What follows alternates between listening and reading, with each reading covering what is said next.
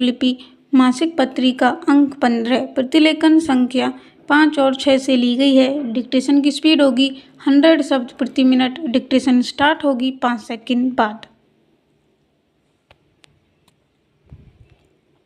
Start. महोदय, इससे पहले कि बहस आगे बढ़े, इस प्रस्ताव के बारे में सरकार का दृष्टिकोण बता देना चाहता हूँ। सरकार इस प्रस्ताव का स्वागत करती है और बताना चाहती है कि प्रस्ताव के पीछे जो लक्ष्य हैं उन्हें पाने के लिए यथाशक्ति प्रयत्न करेगी। प्रस्ताव के शानदार भाषण के बाद इस प्रस्ताव की अभीष्टता के बारे में मैं कुछ कहना नहीं चाहता, क्योंकि सत्य बात यह है कि यही एक ऐसी राज्य नीति है जिसे हर स्वतंत्र देश को अपनाना चाहिए। बीते समय में कुछ ऐसे कारण हो सकते हैं जिनसे इस तरह की नीति पर कार्यान्वयन नहीं किया जा सका। यद्यपि मैं समझता हूँ कि पिछले भी जिन लोगों ने थोड़ी बहुत सांप्रदायिकता स्वीकार की, उन्होंने गलती की और नासमझी का परिचय दिया, और इस नासमझी से हमें बहुत हानि हुई। फिर भी पहले की स्थितियाँ अलग थीं, लेकिन जबकि कोई देश स्वतंत्रता से काम कर रहा हो तो इसको मान लेने के सिवाय और कोई चारा नहीं। दूसरा विकल्प आंतरिक लड़ाई झगड़ों का है। हम वास्तव में देख चुके हैं कि राजनीति में सांप्रदायिकता के आने से वह हमें कहाँ ले जाती है। हम सबको उन खतरों की याद है जिनमें से हम गुजरे हैं, और हम उसका परिणाम भी अपनी आँखों से देख चुके हैं। खैर, अब तो हमारे सामने और कोई चारा ही नहीं है, और हमें अपने दिमाग में और देश के दिमाग में इस बात को बहुत साफ तरीके से रखना चाहिए कि सांप्रदायिकता के प्रश्न में धर्म और राजनीति को जगह देना अत्यधिक खतरनाक गठजोड़ है, और इससे और दोनों के मेल से बहुत ही भयानक और अटपटी किस्म की चीज़ पैदा होती है। हमने राजनीति को नैतिकता के साथ मिलाने की बहुत बात की है।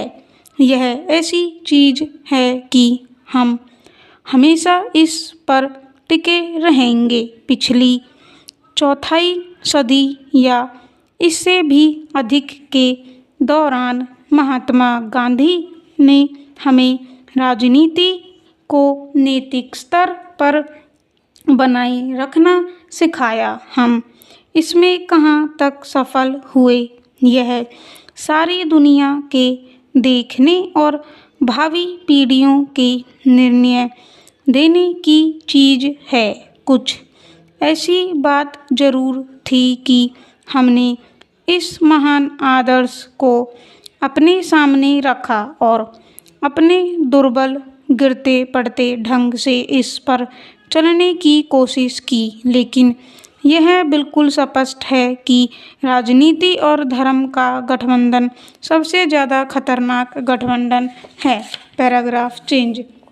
महोदय, इससे सांप्रदायिक राजनीति पनपती है, इस बारे में कोई भी शिकायत नहीं होनी चाहिए। यह साफ है, जैसा कि माननीय प्रस्तावक ने कहा है, कि यह गठजोड़ सारे देश के लिए नुकसान देने वाला है। यह बहुमत के लिए भी हानिकर है, लेकिन संभवतः यह हर उस अल्पसंख्यक वर्ग के लिए हानिकर है जो इससे कुछ लाभ लेना चाहता है। मेरे विचार से भारत का पिछला इतिहास भी यही सिखाता है।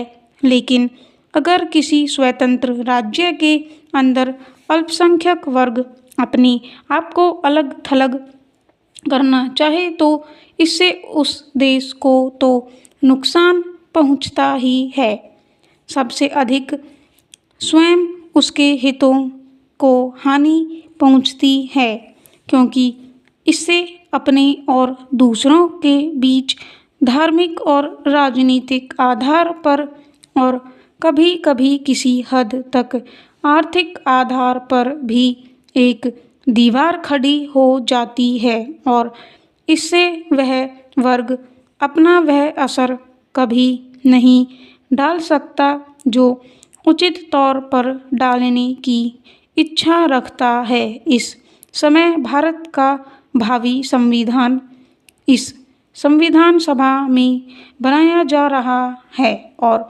इसमें तनिक भी संदेह नहीं कि अगले 2 या 3 महीनों में संविधान को अंतिम रूप मिल जाएगा और हम यहाँ कोई भी प्रस्ताव पास करें उससे संविधान के उस रूप में जिसमें वह स्वीकार किया जाएगा कोई अंतर नहीं पड़ेगा। फिर भी यही निकाय कमोवेश संविधान बनाने वाला निकाय है, कोई ज़्यादा फर्क नहीं है। और अगर यह सदन इस प्रस्ताव के ढंग से ही सोचता है तो मुझे इसमें जरा भी संदेह नहीं कि संविधान बनाने वाला निकाय भी इसी प्रस्ताव के ढंग पर सोचेगा। मैं यह और कहना चाहूँगा कि संविधान बनाने वाले निकाय को जो भी प्रमाण हमारे सामने है उससे लगता है कि इस प्रस्ताव की ही भावना के अनुसार वह काफ़ी आगे बढ़ चुका है। उसने हमारे पुराने संविधान की उन बहुत सी विशेषताओं को अलग कर दिया है जो हमें सांप्रदायिकता की तरफ ले जाती थी। अन्य विशेषताएं भी बनी रहेंगी या नहीं यह मैं गारंटी से नहीं कर सकता, लेकिन जहाँ तक मेरा प्रश्न है मेरा तो यही विचार है कि सांप्रदायिकता किसी भी रूप में जितनी भी कम हो हमारे संविधान और हमारी सरकार के व्यावहारिक रूप से काम करने के लिए उतना ही अच्छा होगा। महोदय, जहाँ तक इस प्रस्ताव का संबंध है, जैसा कि मैंने कहा, हम इसका स्वागत करते हैं। स्टॉप।